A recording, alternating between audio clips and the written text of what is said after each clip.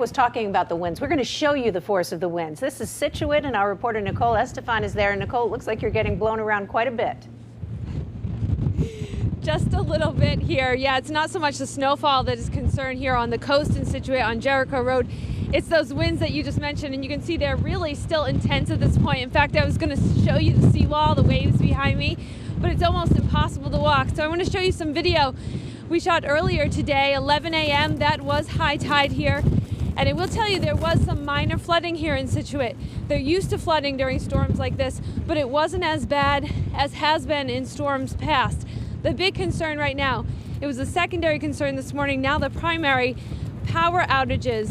The winds right here just whipping those power lines around. I can tell you they look like they might just snap at any moment here down on the coast, but as of right now, lights are still on. If you come back live here, I can show you something else.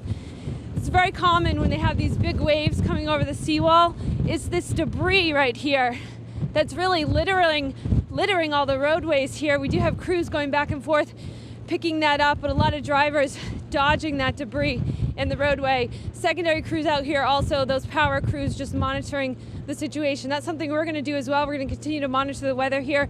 Have another report for you coming up in a half hour. We're live in Scituate. Nicole Estefan, WCVB News Center 5.